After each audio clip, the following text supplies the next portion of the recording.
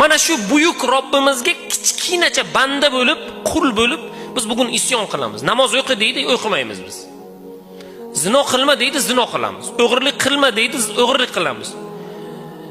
Foiz masalasi, zino masalasi, boshqa masala, Alloh qilma degan chegaralarni buzamiz biz.